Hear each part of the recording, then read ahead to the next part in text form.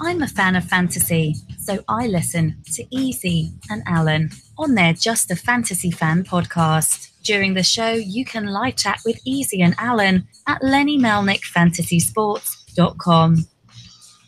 Rumour has it, Lenny only swings one way, with Launch Angle. Now here's Easy and Chris Allen. And here we are. Welcome to another Wednesday night at LennyMelnickFantasySports.com, the Legend Sports Network. This is a Fantasy Fan Sportscast. I'm Easy Kill. That, who you can't see me pointing at unless you're on YouTube, is Mr. Chris Allen for 4 for 4. Chris, how are you doing this evening? I'm doing quite well. As we were just talking before the cast started, I mean, we had some pretty decent games this past weekend, and then now with the holiday season approaching us, we've got a game tomorrow. We've got 2 games on Saturday. Yeah, we got we got a lot. We got a lot, and there's not much to talk about. I mean, the baseball guys will tell you there's a bunch to talk about. The winter meetings are going on. Yeah. On Lenny's website, they've been breaking in all day with the news and things going on, and that. I saw the Reds acquired a pitcher. Is that what I saw earlier? The Reds acquired somebody. I saw. If it happened today, this evening, I don't know. Like I said, like we talked before, I've have a father-in-law in the hospital, and I got home here a little bit late, and so I didn't keep up with what went on this evening. I know the Reds were looking for pitching, so Tanner Rourke. That's who we got. Yeah, all right. The Nationals, and we needed pitching, so unfortunately, it's not an easy ballpark to pitch in. So a lot of pitchers don't want to come here because of that. And we don't want to pay a lot, I'm guessing. So, exactly. Yeah. That's part of the issue also. And I think we talked about last week that the Reds didn't sign Billy Hamilton, which was kind of sad. But between now and then, he's now with the Kansas City Royals and he's getting $5 million for a year. I mean, the guy can't hit a ball. He's fast and can cover a lot of outfield. Yes. That field is a very big field, so he'll have a lot of outfield to cover. So sure. I wish him luck out there. I mean, that'll be fun. So absolutely. The people who don't like football on the network, we gave you a minute of Cincinnati baseball. That's the limit of my baseball knowledge. I mean, I'm gonna assume Bryce Harper, or at least the name. Yes. Big, I mean, he's the big free agent out there that everyone's kind of waiting for. That shoe to drop. The rumor is a $300 million contract, and where he's going to go. So I mean, but hey, hadn't happened yet. I mean, it's a big deal for fantasy because he's a pretty big fantasy pick for people, and where he goes can be a big deal. So that's pretty big. I guess let's start all the way back. Again, we do the show every Wednesday, so we did not talk the Thursday game, me or you, yet. So I'll just get right into Mr. Derrick Henry. Did you have him in all your lineups? I had him in 0 of my lineups because actually I don't own him anywhere. I don't either. Now, I'm sure there were. I've yet to see a lineup that had him. In all the leagues I played, I looked at every one of them. I'm in 9. And nobody played him. And in 2 of the leagues, he was not on a roster. So right. I mean, because to be quite honest with you, if you were a team that owned Derrick Henry, I'm struggling to see how you could have made it into the playoffs anyway. Maybe in a 14, 16 team type of league where the rosters are much deeper, maybe. But in a 12 team, 10 team standard league, there's no way. Okay. I am playing this week. Not that, hey, trust me, the last thing we want to talk about live and on the airways is my fantasy prowess or my how I did this year. By far my worst year overall. Not realizing what doing 3 or 4 podcasts time would take. Getting into 9 leagues, getting on to 2 different websites where I've never used before. Long story short, no excuses. I should have, you get behind in a hurry and it's hard to catch up. Yes. But I stayed committed to my home league, my main league, a money league. We did talk about it last week, my strategy. But I'm going off. I did win last week. I took the big dog down. Nice. I had to sweat, man. I was projected to lose all day Sunday. It was, all back and forth. His early players were all doing well. My early players sucked. Last week, I told you I had 3 people going on Thursday last week. They all sucked. Fournette, Corey Davis. The only thing actually that saved me a little bit was I had the Tennessee defense. Okay. So that saved. I mean, it didn't save me. The other 2 guys. I mean, it helped. I came out of Thursday. 3 players played. I came out with 30 points. So some people say, well, that's not bad. And it wasn't. And Charlie, I mean, it was the 18 points that my defense got me. That's but I, my last 2 players to go was Dak Prescott and Zeke Elliott. That saved your day then. Not just saved my day. I mean, and not only that, you got to remember, if you remember the game, the fourth quarter and the overtime. That really saved you. We did the math. Me and my son were watching the game because I was cussing, then I was screaming. Then it really was that. It was a fun 25, 30 minutes, that fourth quarter. Because if you recall the game, Zeke came out with 95 yards because he got dinged, and at that point I'm done, at that point I'm going to probably lose because this guy had someone going on Monday and, so I thought I'm done. Obviously the good thing is Zeke came back in, and the Cowboys 100 yards. And not only that, if you recall, this thing that was still killing me, he came back in. They had the ball 3 possessions where Zeke went from 95 yards. Now get me, this is Zeke Elliott. So you have to assume if you have 95 yards and they get the ball 3 more times, what do you assume? What are you going to think? As a fantasy guy, what are you thinking? He's going to get, maybe 20, 30 yards, something like that. He's going to get me fucking 6. Yeah, he'll at least get you points, yeah. He went from 95 in those 3 times they had the ball from 91. He lost yards. He lost points. So going backwards, that's not what you want. Not from Zeke Elliott. No. So what saved me was, believe it or not, the missed extra point, which made that game go into a tie. If that game doesn't go into a tie, you're done. Long story short, I consider myself done. His Monday night went south, so I ended up winning by 30 points. Now, a lot of those 30 points I won by did come from Dak and Zeke in the overtime in the last few minutes of that game. So, sure. I definitely was sweating it all day.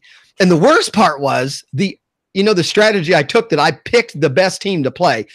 The other guy he would have played went off. The other team that he played, who I now play, this week in the semifinals, he would have beat him too. He had Kittle, he had everyone who went off. And he was texting me. He goes, I can't believe you're going to lose to so-and-so. And now I'm going to have to play him next week because you picked him. And, and because of that, I technically screwed up the brackets, and he was all, pissed at me. And then at the end, I ended up winning. I ended up with over, 219 points. So very nice. But that being said, the guy I played this week did have Henry on his bench. So, because this guy drafted Connor. So this guy's in the semifinal, because you said anybody that has Henry probably, wouldn't be in the playoffs. He's had Henry. He just said he could never drop him. Well, he's fought with the Bell problem. He thought Connor was going to, he thought Bell was come back. So he traded Connor at one point. So he's been chasing running backs. He's got 3 great wide receivers, and he has Kittle. So he scores a lot of points, but his running backs have not been, the reason, obviously, but, right. So he did have Henry, but didn't play him because I was giving him a hard time, about that. So, and actually, no, he picked up Philip Lindsay. That's one of those, when you were chasing, if you had Bell and you were chasing people, Lindsay is one of those you would have picked up, which has been a savior. That's how he's been a savior for people that had running back issues. Mm-hmm. So, That's what I'm up against. So it was an exciting fantasy Sunday for me. So my leagues, I'm done except for this league now. Everything else in my other family league, I had a bad week. My team crapped the bed. Your team technically crapped the bed, and you almost got beat by, which you made fun that we let that many teams in the playoffs, but we had this argument on the round table, because I believe fantasy in a different way other people do. A lot of people just think if you don't deserve to be in the playoffs if you have a losing record. You don't deserve to be in the playoffs if you can't be in the top four. I don't believe that. I like it more like real football, meaning build a team. Yeah. No, not just that. Build a team. Don't worry about the first 3 weeks being the best team. Try to be the best team the last 12, in week 12 and 13. And I don't know if you know, Michael's team, who you played, his team's been getting better every week. And even though he was an 8 seed because he lost like 4 or 5 in the first 6 weeks because he struggled with all kinds of problems, and now everything's kind of kicked into gear for him. So you have an 8 seed, a losing record, but his team was pretty solid. Pretty solid.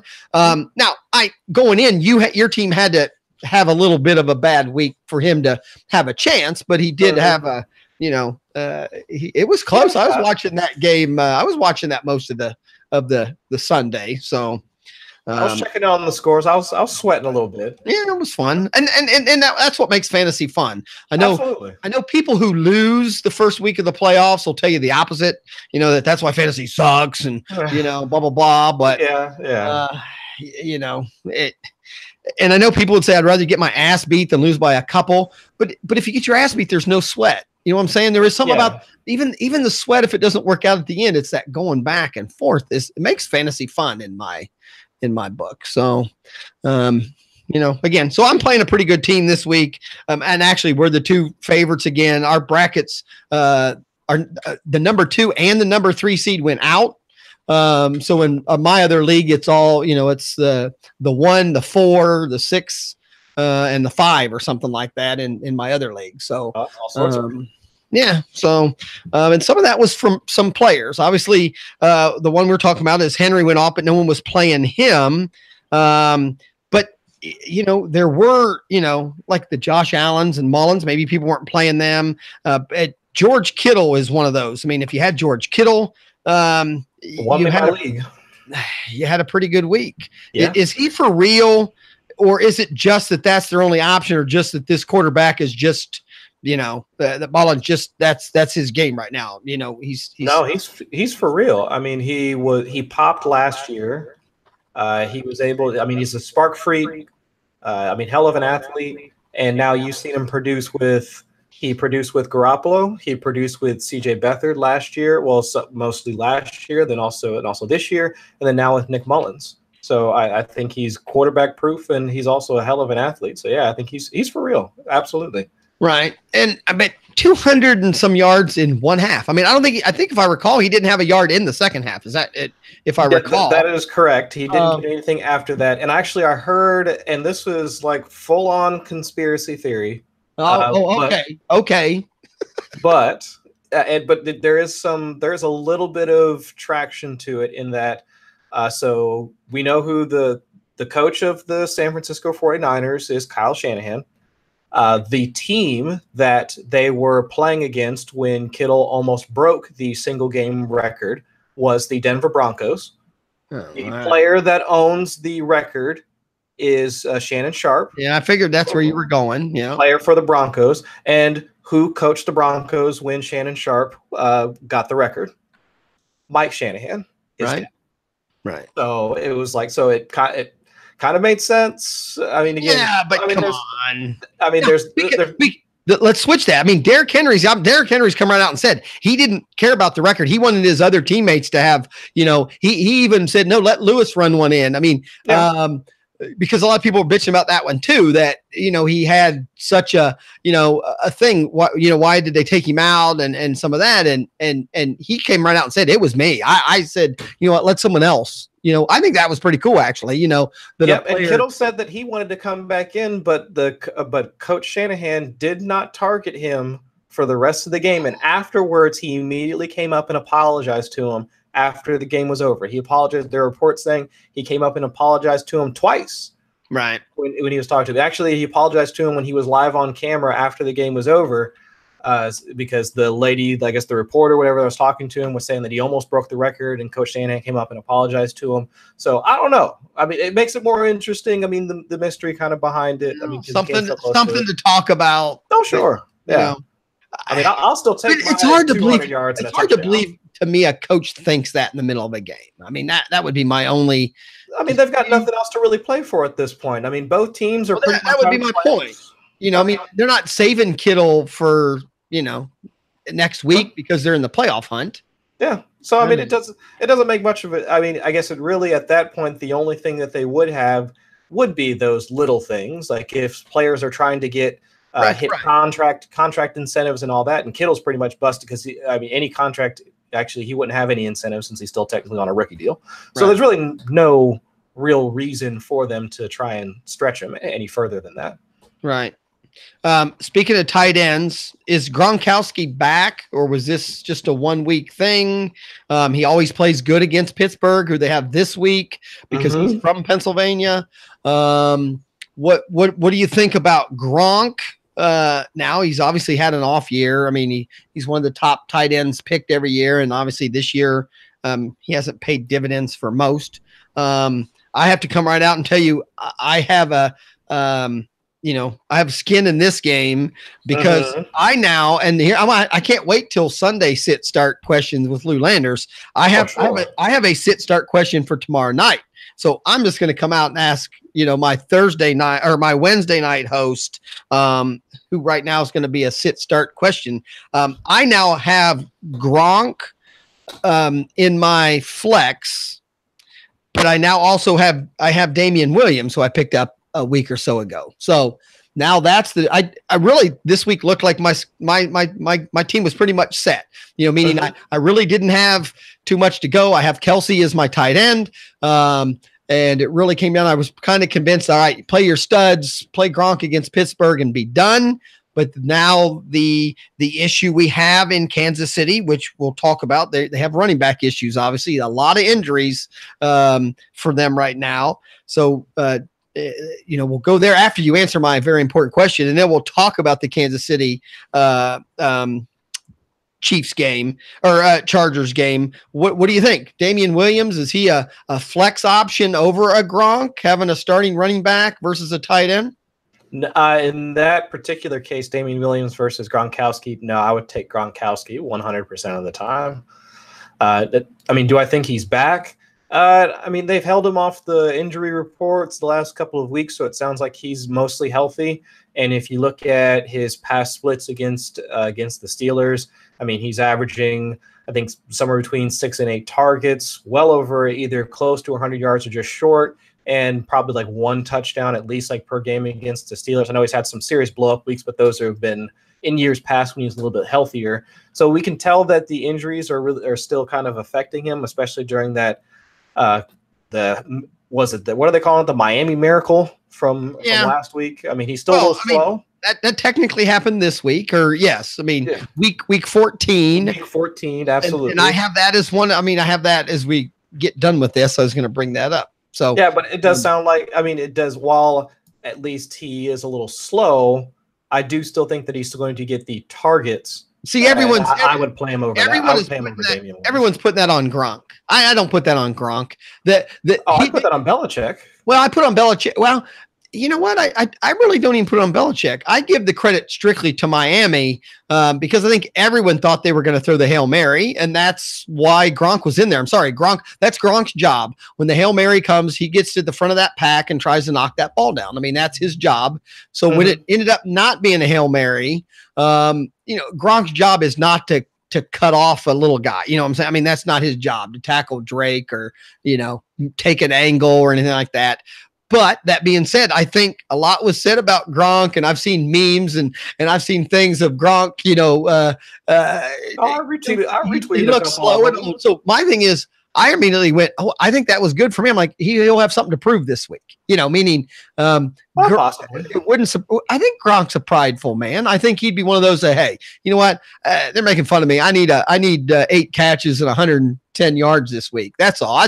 That's kind of what I would love to have. So out of my flex, especially. So you don't think Damian Williams? Well, I don't know. Where I guess in running back things, where do you kind of put him? Is he a top 24 running back? Which yes, I would put him in top 24. Okay. My argument, if he's a top 24 running back, it'd be hard not to make him your flex, even over a tight end. I mean, if he's going to be, and not only that, the issue with Damian Williams is he's a ball catcher also. So yes. if they hand him the ball 8 to 10 times and then throw the ball to him 6 to 8 times, that's a pretty good floor for a flex. Where Gronk technically could get 2 balls thrown at him, drop 1, catch 1 for 10 yards. I mean, true, but with the way that Pittsburgh plays, like their defense plays with a lot of heavy blitzing. I think they're like 2nd or 3rd in adjusted blitz rate. They also, I mean, so the fact that they like to generate pressure, which should lead to either a lot of either, I guess I could play devil's advocate and say that because they like to generate a lot of pressure, Gronk could be asked to block more. But at the same time, it could also generate more targets, quick targets to Gronk that he can then just run up the seam with, which is why he's been able to perform so well against them in the past. They blitz, Gronk just sheds his initial block, goes up the seam, gets a target for 10, 15 yards. So it can work either way, to be quite honest with you. I know. The problem is, and like I said, the issue is I have to make that call tomorrow. I would play the guy with the higher ceiling. To me, I don't see how Damian Williams has the same 10 catch, 100-yard, 2 touchdown type game, which is in Gronk's wheelhouse. I don't see Damian Williams having the same. And I guess that's true. That's true, but it also depends on your team. Again, I'm projected to win, projected to have a lot of scoring. And even like I said, my last week, I had a couple guys that fell on their face, but I had a couple guys that went off, and that kind of, Fournette didn't help me any last week, Corey Davis, and that kind of stuff. So part of me, I'm kind of in the middle. Part of me is like, you know what? No, go put the running back in, get that floor, get the 10 to 15 points, let your other studs do their job. But Gronk is a stud, and I do live by the, start your studs this time of year. Don't get too fancy. Yeah. And to be quite honest with you, I'd almost rather play him because it's a Thursday night game.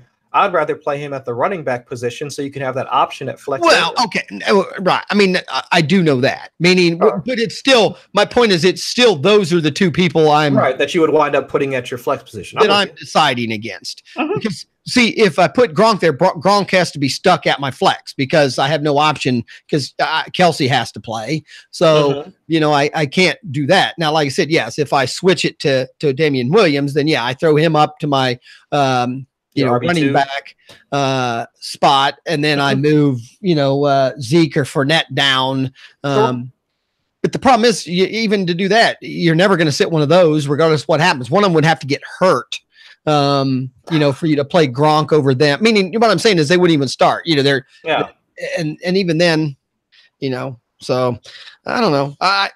Just one of those tough questions. What do you say about this Thursday night game? And what did Tyreek Hill practice or not today?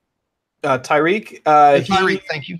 Yeah, he was a limited participant, if I'm not mistaken. He's expected to play. I think it's more of the heel problem that he's currently having right now than his wrist problem. So I don't know how that's going to affect his speed and whatnot.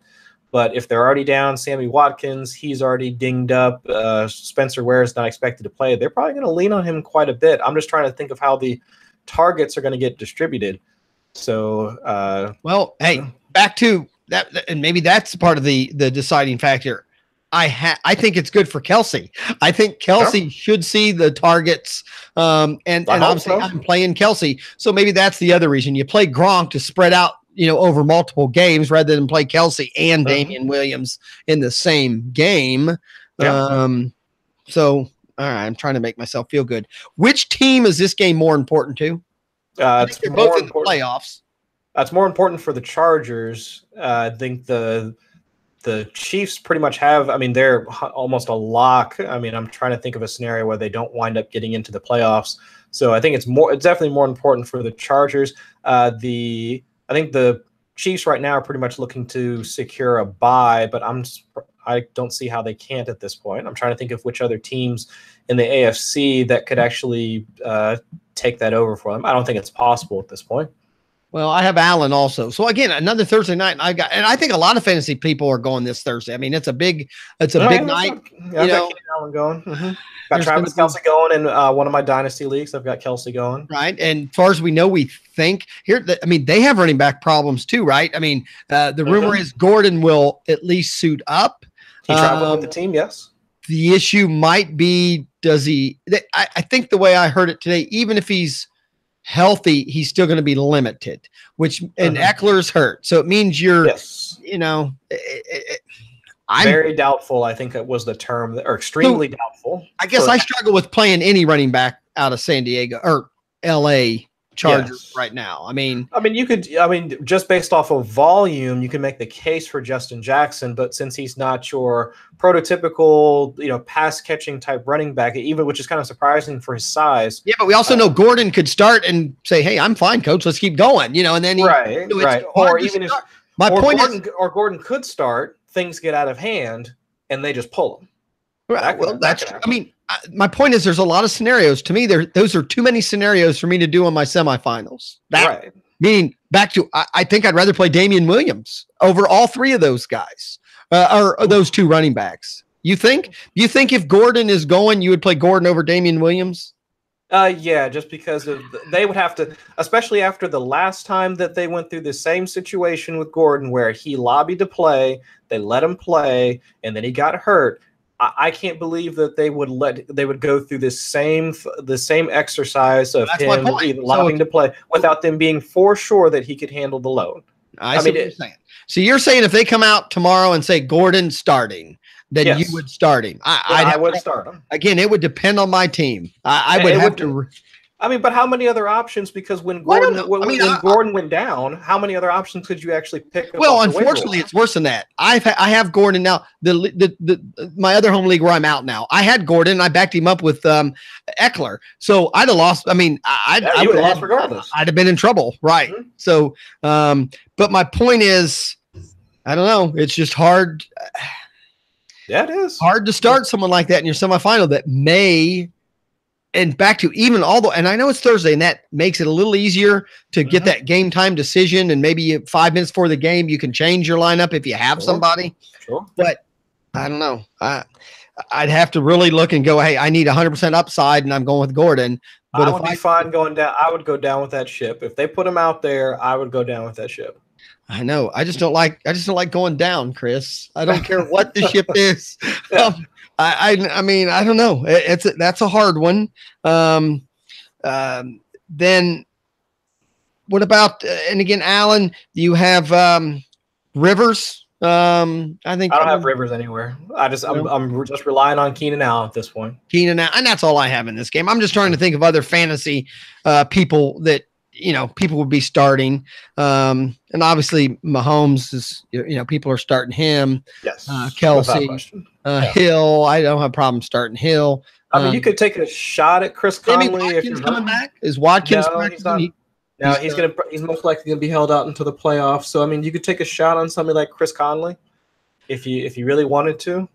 You're in the semifinals. It's tough. And that's the thing. Most semifinals teams are a little better, in shape. Yeah, it just depends on how you drafted and whatnot. But yeah. Right. All right. Then we did talk. What do you think about the Miami New England finish? I thought it was spectacular. It was pretty exciting. I guess though they always lose at Miami. It just is odd. They've got their number, man. And that's those plays. That's why that's one, why you watch football until the very end, and two, it's why we watch football. It's for stuff like the wild stuff at the very last play that you just never expect to happen. Because most times, what happens when somebody throws that Hail Mary? It just goes off and clangs off somebody's hands.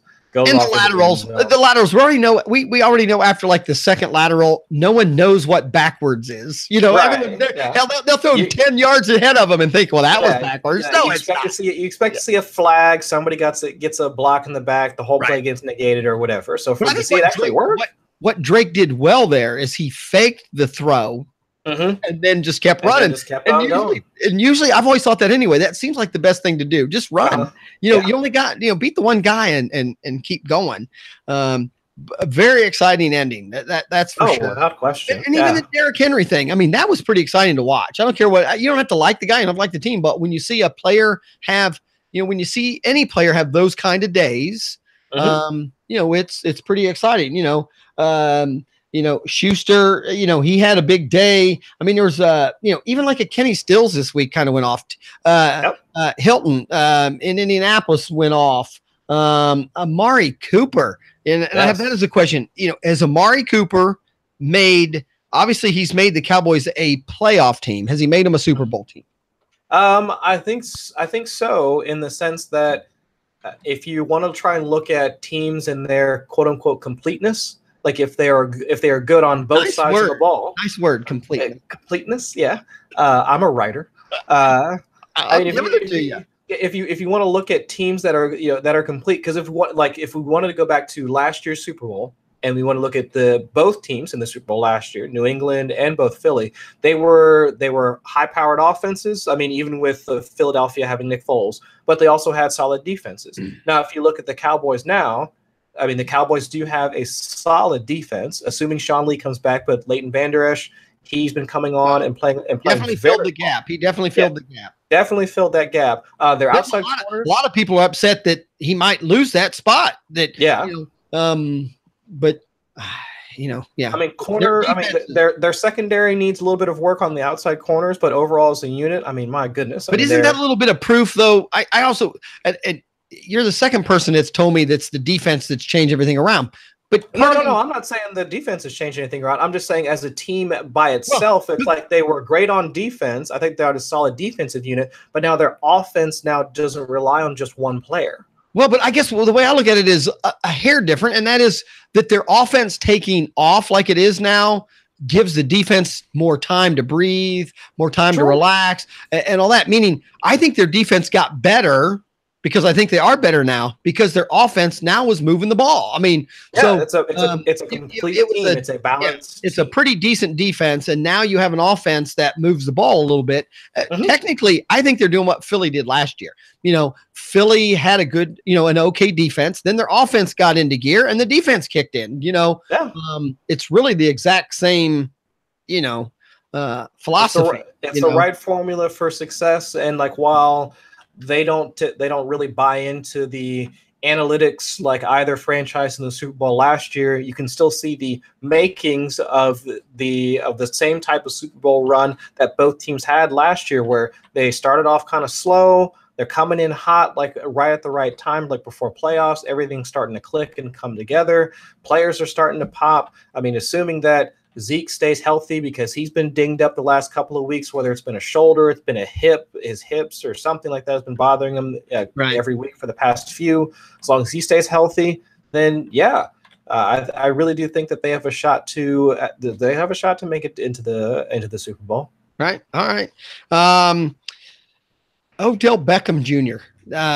Back to my team that survived last week. Again, I went up against the team based on a schedule, and then I lost Odell Beckham Jr. on Sunday morning. And back to another reason I had to sweat all day is I obviously didn't have Odell Beckham Jr. What's his status as far as what you know right now? And do you think he'll start this week? I think he will wind up starting this week. I don't think that. Would he have played if their team was a winning team this year?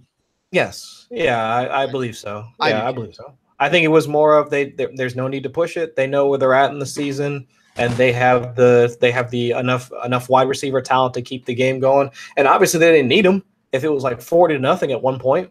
They knew what was going on there. That might have been the Miami win was a surprise in a different way. Mm-hmm. But definitely that score in that game was pretty surprising. I mean, I didn't see that coming. I honestly didn't either. And because I didn't have Odell in that game playing, I kept going, man, just think how many points he'd have got me. I kept thinking if he'd have been in the lineup, it'd have been even, again, I wouldn't have been sweating all day if Odell would have got me 30 points, right. Or something. I could have conceivably seen a final game score of something like 20-7. Oh, I saw a really low scoring game. I did not see a 40-point outing. I mean, Eli threw 2 touchdowns, 3 touchdowns, something like that. Yeah. It was I had an argument on another show about Barkley being the number one running back taken next year. Do you have I'm against it. He won't be on my team. I'm not saying I wouldn't pick him in the first round, but I'm definitely right now would take Elliott.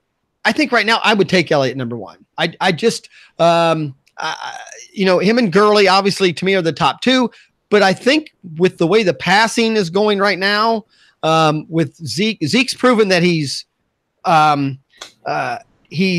can do all facets, but he's also he is what I want to say, he's game proof, meaning it doesn't matter if they're winning or losing, he's there. And Gurley is there also most of the time, but you know what I'm saying? I mean, he's still not Zeke in my opinion. I would take Zeke first right now, and definitely Gurley second. So I mean, it's a pretty fine line. Just I don't know. I just think there's less weapons right now in Dallas, and I think next year that gives me a little vote. My problem with Barkley is, a rookie is a rookie, but a second-year player is a second-year player is a second-year player. I mean, back to off-season, these teams that don't know the schedule will have plenty of time to game plan against him. Sure. Again, if Gurley and Zeke weren't there, I'd go, oh, yeah, hell, I'll take Barkley number one. If you recall, Gurley did the same thing. He had a great 1 year that was great, and then the next year killed people that took him in the first round. So, I don't know. I'm even trying to think, would I take Barkley over Gordon even next year? Again, I know Gordon. I don't know. I mean, and I'm saying that, but at the same time, I'm telling you, he is fun to watch. I mean, I'm a fan. Don't get me wrong. I'm a fan. He's a Big Ten guy and all that. It's just for fantasy purposes, I like my first rounds to be stable. And I'm willing to, reach a little bit if you call first round reaching, you know what I'm saying? Meaning I'll skip a few other players and let them drop a little bit. Like Bell, I'd have never drafted Bell this year. I don't want that in my first round pick. I don't want to think about not having for 2 games, let alone what ended up being the whole season. Right. I mean, like we say, you're not going to win with your first round pick, but you're not going to, but you definitely can, make it hard on yourself if you're going to take, I don't know. I'd rather take my risks in the 8th, 9th, 10th round, and take people that I think's a little more stable. So if I have a top 3 pick, Barkley would be my 3rd. So I think any other running back that you would, and maybe you'd totally disagree with me anyway, maybe you would take Barkley number 1 next year, but because I'm assuming they'll have a quarterback change. I'm assuming there's a chance they'll have another offensive coordinator change. So I don't know. Those are too many questions for me to take a top 3 draft pick over Zeke or a Gurley. That would be my argument. I'm not saying he's not deserving. I just would take those other 2 first because I know the situation right now. And that's fair. For me personally, I would still take Gurley 1, Zeke 2, and then Barkley 3. That's right. So you agree with me? Other than Zeke and Gurley, to me, you can switch it. My point is Gurley or Barkley. The guy in the chat room I was dealing with said, no, Barkley's definitely the best running back. You got to take him number 1. I don't agree. His situation isn't number 1 pick right now. Yeah, because I do think that while Saquon has had a number of great games, I do think that his production kind of goes the way of the offense. So if Eli isn't hitting, then Saquon isn't producing as well. Like he's popped in a number of games and he's popped in specific plays, but game production overall, I think he ebbs and flows along with the rest of the Giants offense, where I do think that both Zeke and Todd Gurley can overcome like some of their offensive deficiencies. Obviously, that was not the case for Todd Gurley on Sunday night, but I would say that 90 to 95% of the time that should not be the case. So I would go Todd Gurley because I do believe in the Rams offense. I believe in Sean McVay. And then I would go Zeke after that because I do think that, he's almost game script independent. And he's ahead of Todd Gurley, I think, in rushing yards. And he's probably catching up to him, if not ahead of him in receiving yards at this point. So I think there's a case to be made for those 2 being at the 1-2, and then Saquon's just right behind him. But like we're just talking about right now, if we're talking about a top 3 pick, which is pretty much what you're going to have to pay for the next year, you're really splitting hairs because this is this is the best of the best. I think Gurley and Zeke is splitting hairs. I think Barkley's on another head. That's all. I mean, I think you're splitting hairs either way you go. I don't think you can really go wrong in the first 3 picks by taking either one of those 3. Because I do think that in those first 3 picks, what are you looking for? You're looking for volume. You're looking for pass catching ability in your running back. And I think you'll get that out of all 3. Now, if you want to then try and take it the next step and break it down to like on a game-by-game basis and say, okay, well, this week he's going to get more passes. This week he's going to get more rushes. His touchdown equity might change. Sure, but I do think that at the top, it's those 3, and you can just pick any one of them, and you can go from there. We disagree a little bit, I think. Right. I'm just saying he's going to go into his second year, and we've seen running back struggle before in that second year. So that's fair. That's all. Again, if I'm the 3rd pick, I'm probably fine with that. Maybe. And at that point, who knows? I mean, I might look at I think Kamara coming up right behind him. Yeah, Kamara. I forgot you have Kamara, but I'm even thinking who's your top is your top wide receiver next year? Is that going to be Thomas? It could be Thomas. I could see the case for that. I'd probably still be looking at Odell or Julio, to be quite honest with you. Right. All right. Minnesota fires their offensive coordinator, and man, it sounds like I think I'd like to have been on the radio during this game. As more has come out, I guess they were arguing, right during the middle of the game and everything else. So, how does this affect for fantasy the Minnesota offense? I don't think it changes much for the Minnesota offense. Why wouldn't it? I disagree 100%. I mean, you can't just keep throwing the ball to Diggs and Thielen because that's what got the other guy fired, because the head coach kept going, run the ball more. I mean, he's come out and said, yes, I was telling him on my mic, run the ball more, and he still was throwing the ball. I mean, that's my argument. So I'm assuming the new OC says, I better run the ball. That's my point. I don't understand why you would run the ball more when, one, it's inefficient to run the ball more. Because the coach said so. I'm not saying I don't care. Wrong. But, I mean, you can continue to run the ball you want because their offensive line is like 26th in the NFL. The rushing success rate is actually also in the bottom third of the NFL. So why would you continue to run your already banged up running back and possibly get him injured again when you could just continue to utilize the top pass catching duo or one of the top pass catching duos in the entire league? I don't understand why you would try and put your when they draft Dalvin Cook, he was this 2nd round pick. Yeah. He busted it. He busted his ACL last year. He comes back this year. He has a setback. Latavius Murray's capable. I mean, he's not the same as Dalvin Cook, though. Not even close. No. But what I'm saying is, I think they just want to run it more, not all the time. Not I'm just saying, there's been games where Thielen and Diggs are getting 8, 12, 15 targets each. I got a feeling that's going to be less, at least this week. I mean, just because I think the OC's, asking for that. I don't know. I'll be curious. I know that the Zimmer. I'm playing against Thielen and Cousins anyway, so I'm hoping that's the way also. But right, and no, I think Zimmer has typically done that in the past. Like he wants to run a run first type offense, but looking at the way that this offensive line has been performing, and you even look at when Latavius Murray was the lead back when Dalvin Cook was still coming back from injury, even he wasn't able to actually perform the way that they really want him to because there are no running lanes.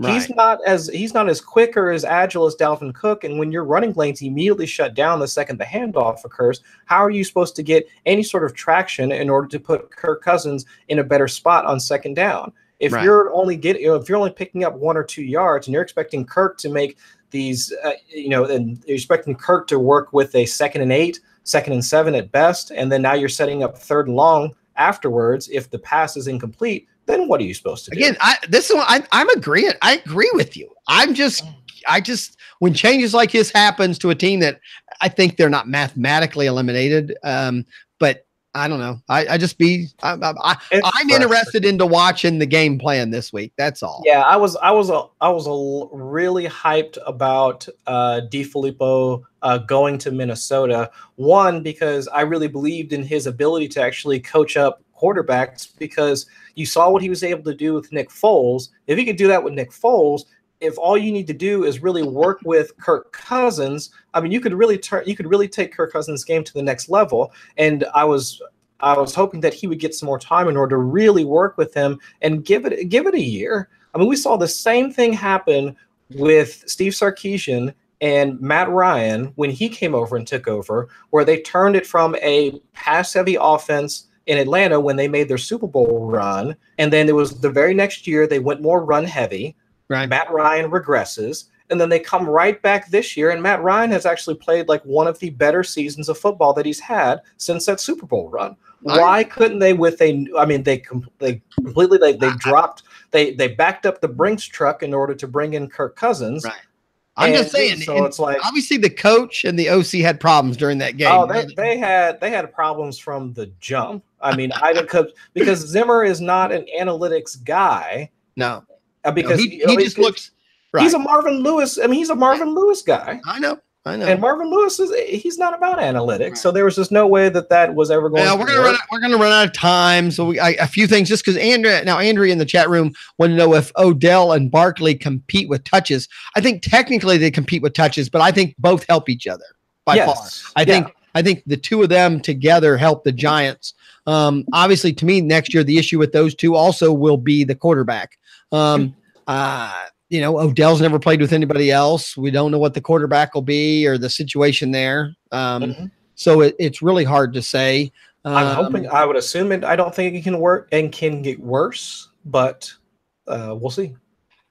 Okay. I agree with you that it may not be worse as far as a talent at quarterback, but it might be worse in, the guy not necessarily just looking at Odell Beckham all the time. If anything, Manning at least knows, hey, I'm about to get sacked, throw it up that direction. Yeah. A new guy might not get that. That's all. So yeah. So we'll see. I mean, it's definitely one of those where it depends on when they make the switch, because if they decide right after the season's over that Eli's retiring, he's done, and we can move on to Kyle Lauletta or whomever they've got to back him up, then they have the entire offseason to prepare, and then we can go. But if it's not until midsummer time, Eli's still not looking good, and then they just throw this kid into the mix at the last minute, like shortly before preseason, then I might want to stay away from that entire Giants offense, because it could wind up looking just like the Arizona Cardinals when they started Sam Bradford. He gets dinged up and leaves. They throw in Josh Rosen, and this is what you got. Right. All right. Andrea did inform me there is no show after us, so we'll go a few minutes here then. Okay. Unless someone boots me off, and then, we'll worry about that later. Fine. And to be honest, now I didn't even pay attention, or maybe you said it while I was typing something to Andrea. Who does Minnesota play this week? Minnesota, they play. I didn't even look it up. That's fine if you don't know. Not offhand. Because I have Diggs also. I mean, that's the other issue. I mean, again, who knows what's going on. And I still think Diggs is the best wide receiver on that team by far. Right. They play the Lions. Oh, yeah, they should be able to beat the Lions. You talked a little bit ago about Gurley kind of having a bad week. You had Antonio Brown. Antonio Brown had a bad week. Brandon Cooks had a bad week. Galladay had a bad week. Again, obviously Odell had a bad week because he didn't play at the last minute. All of that kind of hurt fantasy people. But at the same time, you have to get back on the horse with those players, right? I mean, you can't sit those guys at this point. I mean, you got to, again, start your studs. That happens. I mean, I looked it up. I mean, Zeke had a game where he got like 11 points. I mean, fantasy points. So, I mean, your good players are going to have a bad week. Obviously, no one wants it to happen during your playoff situation. Yeah. Starting your studs, though, are you starting Aaron Rodgers? Yes. Against the Bears? Are the Bears better than? Is this going to be a tougher game for Aaron Rodgers than game number 1 of the season was?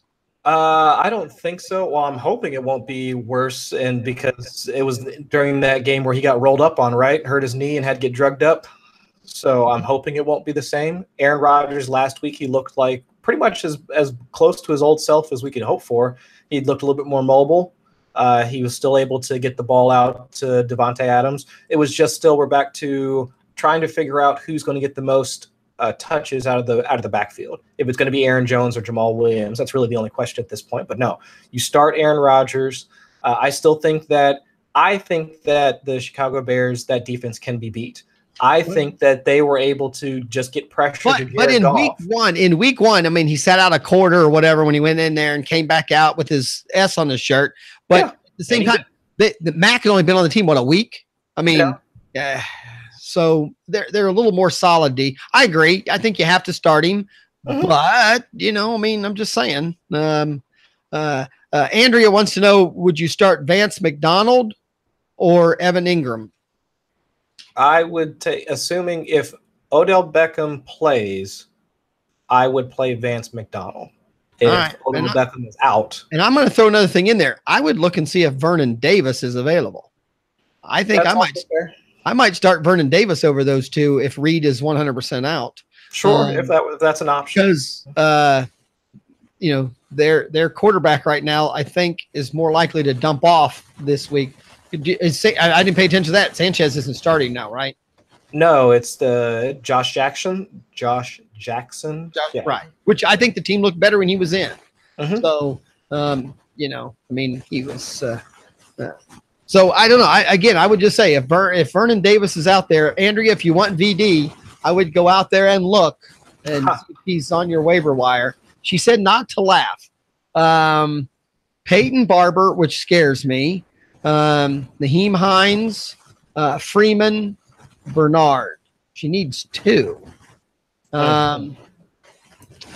So I don't know. Unfortunately, I'm not a Peyton Barber fan, but he is a starter. That's true, but he got hurt during their game last week. And then Tampa Bay, they also played Baltimore, whom I'm still pretty sure has not allowed a single 100-yard rusher this season. All right. So I wouldn't. Is Marlon Mack healthy? Yeah, he played last week, scored a touchdown last week. And Indianapolis, they play. Who does Indianapolis play this week? Because it's a good matchup. They play the Cowboys, if I'm not mistaken. Yeah, that is true. It's in Indianapolis. Yeah. So if you want to think about it in the sense that Marlon Mack, traditional runner, upright runner, if you want to get away from Van Der Esch and their defensive edges, you probably want to get Naheem Hines going since he is a satellite back. So I could see more targets going his way. So I could get behind him. All right. And Bernard too. I mean, Bernard got quite a bit of looks, I think. I mean, I don't think they're playing against Oakland, which I think if I was a betting man, I would bet the over on that game. I think Vegas totals have it at like 46, 47, and neither team can generate a pass rush. So, I mean, Derek Carr's looked good the past couple of weeks. Jeff Driscoll actually hasn't looked all too bad. So I could see a scenario where Bernard can get a few touches and, try and move the ball down the field. Right. Right. I agree. I mean, I think, and now I was going to ask her because we had this, she was in the round table last night. She is playing in the consolation bracket and just wants to keep winning. So when you look at her team, yes, it's a little weak, but she's still being competitive. And I like that. Absolutely. You run it all the way out. So, I mean, I wouldn't, Andrea, I laugh at you about a lot of things, but I'm not going to laugh at you for playing hard and setting your best lineup. Damn it. I mean, do your best. Gabriel, Baldwin, Ellington, Seth Roberts, or Harris. If Baldwin's healthy, I think he's the main starter there. Sure. Ellington and Gabriel to me are a toss up. I don't know. Those would be the 3 I would look at first. So, there you go, Andrea. It just sets you'll be fine. It's a 16 team. Oh, that's true. A 16 team and you're in the consolation game. Last night she said she's trying to finish in the top 8 at least. So that's why she's playing it out. So, which will go to, and again, we could keep going. There was a lot of shit that happened this week. But the other thing I was going to ask you, because we talked about it at the roundtable a little bit, what is your opinion? And we kind of had mixed opinions last night of picking up once the playoffs start. Who should be allowed to pick up players and who shouldn't? It should just be the folks that have skin in the game still. So the people that are in the actual playoffs, even if you're in, my personal opinion is, even if you're in the consolation bracket, you shouldn't be able to pick players up, and you should just work within your own roster. That's my personal opinion. Okay. And it's not mine. So now, first of all, and you know me on this, whatever the rule is, that should be your rule. So your league needs to make the rule. If the rule is not in there, then as long as it's not collusion, and as long as you're not doing anything, weird, you know what I'm saying? I mean, as long as you're not dropping a real good player to pick up a shitty player so that other player's available, meaning if you're just doing what I would consider a normal pickup, you paid to be in the league, you're within the rules, and who are we to say why or the reason you're trying to win this week? My point would be, I'm a gambler, you know that a little bit, meaning, and if in the seasons when I don't make playoffs, a lot of times when the Super Bowl for fantasy plays, I'll put skin on both teams. I'll call up both owners and say, hey, I think my team's still better than yours. I got $50. And that my point would be, who am I to say that someone else isn't doing something on the side? They have a right to make their team better and set their lineup. So now, that being said, I did in the league that you're in with me. It's such a bunch of beginners. It's never been a problem because no one really knows. In our other league, it is waivers are set to playoff teams only, but free agents, anybody can pick up. So meaning you can't pick up waivers, but the next morning, if someone didn't get picked up, put them on your team if you want to do it for whatever reason. So that's what I'm talking about. I'm talking more for waivers. I'm not saying your rosters are completely locked. I'm saying for waiver priority, the people that are in the main bracket, they get waiver priority. And then after all those roster moves are made, then you can go and pick up players. So to me, like today, if Damian Williams was probably this morning wasn't picked up on waivers, he was a free agent. So if I'm playing, if I'm still have skin, you said skin in the game, meaning I'm not in the playoffs, but trust me, I don't like watching Sunday football without, things going on. And I will every week. Once I'm out, I call teams and say, hey, you know what? We're both out, but our teams look pretty equal. You want to put $25 on it?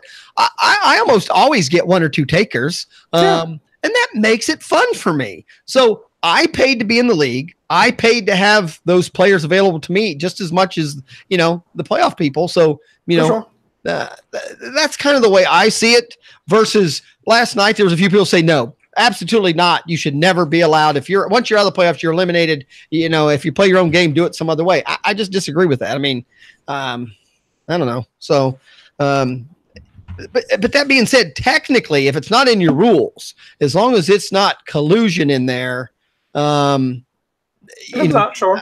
I think it's hard to even argue if somebody wants to do waivers technically if it's not in your rules. So, and what I found, most teams, once you get this far, I know there's little things, but you're usually not picking up people off waivers that are changing your starting roster. Like this week, I'm picking up players looking towards next week. I'm doing other things, I'm picking up a defense or something like that. But like you said, my roster is pretty well set. So, and it was today with Gronk. And then, like I said, the Damian Williams news came out and I picked him up because my argument picking him up is who knows, maybe he has a great game. Even though I don't play him, he has a great game and he's the starter again next week. Maybe in week 16, I need him. I mean, things happen. So, makes it fun. So, if you're just the quick fantasy do or don't, technically, I'm just going to ask a question. If you are out of the playoffs, though, what should a fantasy player be doing now? I mean, if in leagues where you're out or whatever, I mean, are you looking at your teams? Are you looking at what strategy you played? Are you looking at your draft board to maybe see where you went wrong? What do you think is important to do this week before, all that stuff gets out of your head?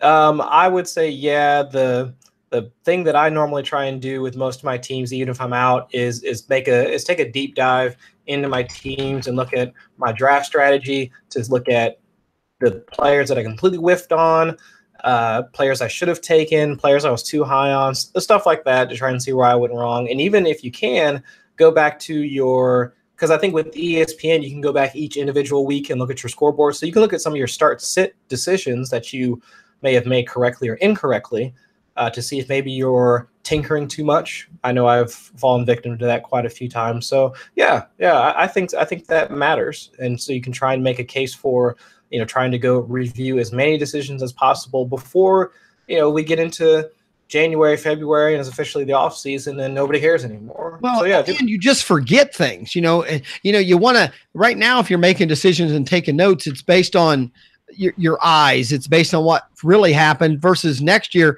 when you start making decisions only on stats. Sometimes stats can lie a little bit or give you some false information, meaning, jot down, how did you draft this year? Did you commit, and I know this year, and obviously I don't know if it was the strategy or I did it, and me and you talked early, months before the season started, that my goal this year was I was going wide receiver heavy in most drafts. And I did in the league I'm still in, and I've really worked that team, and it's the wide receivers have carried me. But other leagues I did the same thing and it didn't. I picked different wide receivers. I picked different running backs, and that I couldn't get. So it made it a little harder. And Andrea, you're starting Kittle all day long over Graham. I'm sorry, Absolutely. Kittle is a top maybe 2 or 3 tight end start now. So but and I know Andrea and Lenny talk about that a lot in baseball too. Once the baseball season's over or you're eliminated, that's the times, to where you got to, jot some notes, pay attention, especially if it's a league you've been in for a while, and or if it's a league you were new in, but is going to go forward, take notes on the players that you played against, the fantasy players, meaning you saw little things. Maybe you went, hey, you know what? I noticed this about player A, he does this, so I need to pay attention next year, so those kind of things are in your head now. So you need to, those are the things to me you want to mark down, also. Sure. The people that you play in the league with, every year, did they do something different? Or it's an old league, you've been a long time. Did somebody do something different you didn't think? Did the guy that always takes the Pittsburgh Steelers players this year not take any? Meaning, is he learning more? Is he better drafter this year? So that's going deep. I wouldn't go that far, but yeah. See, you learn something here with these once in a while. You go deep. I overthink those kind of things, Chris. That makes it fun. Anything? We've been a little over an hour now. Is there anything big either that we missed that happened last week? And again, we're not very good at this show about actually going real big into what's going to happen the week coming up, but maybe a quick matchup or just something we missed injury wise that's going to affect this week. Injury wise, I mean, it's still Wednesday, so a lot of vets are still taking maintenance days off. Yeah. So I really can't say much about injuries. So no, I didn't think we missed anything. All right. And like I said, big week for fantasy because I think now everyone should be in your playoffs. I mean, I know no one wants to play in week 17, but there are some of those default settings where you're playing now 14, 15, 16, those kind of things. But pretty much now this is everybody. If you're still playing, you're in a playoff game. So unless it's a stat league or something, points league, which I've never played in any of those. So the roto leagues. Yeah. Mm-hmm. Now, how are you doing in your best balls? Do you pay attention to those yet, or it still just doesn't matter? I don't peek into those until like week 16 when it's like either after this week or week 16 where it's basically decided.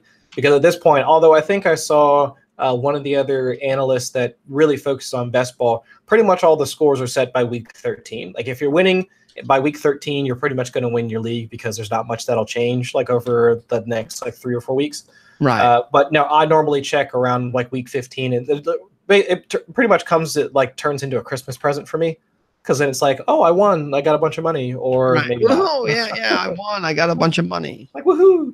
At least for me, I'm hoping I at least got my money back. I got like $500 invested in those. There you go. All right. That'll help make you get some beer, a nice beer kit out of that. You buy some ingredients. Yeah. So you're set. All right. Like I said, I'm looking forward to just, we have ball tomorrow night. Yes, people, don't forget to set your lineups. There are 2 games on Saturday. Andrea, I'm going to, fill you in. Andrea, sometimes she gets all excited.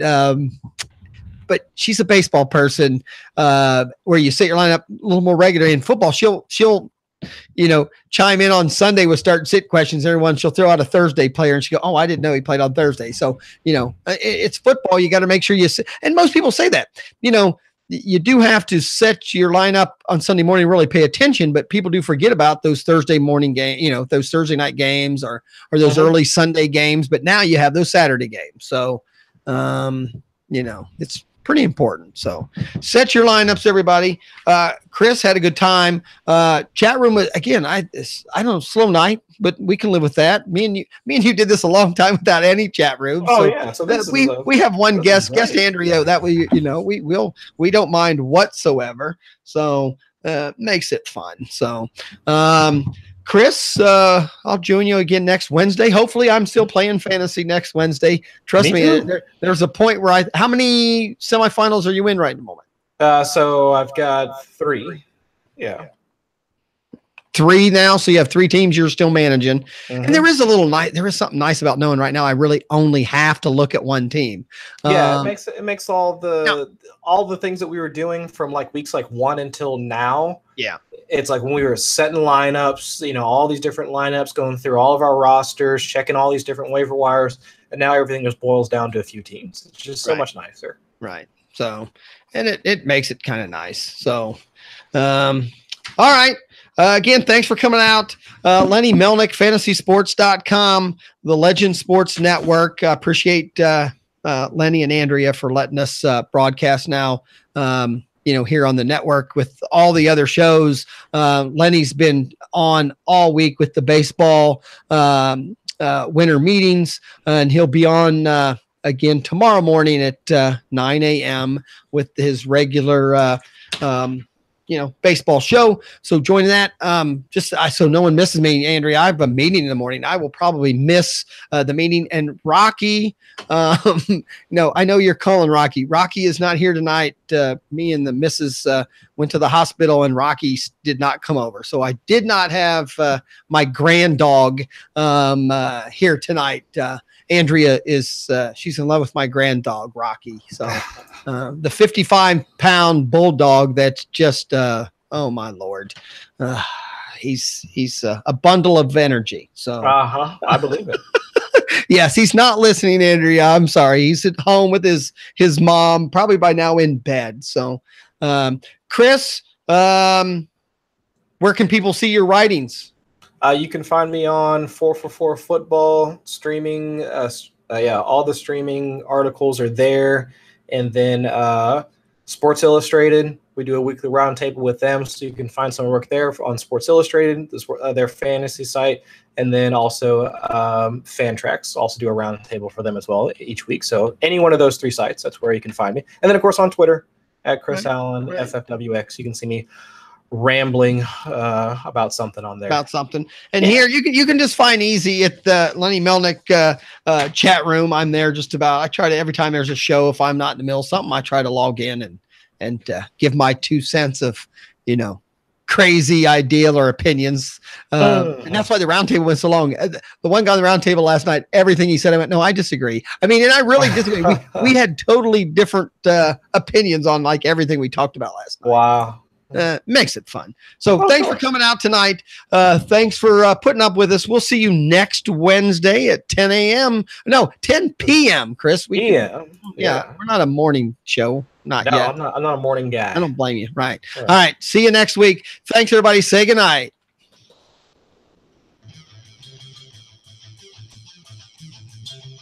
This has been Just a Fantasy Fan podcast. And to keep your fantasies going, follow us at justafantasyfan.com. Say good night. Good night.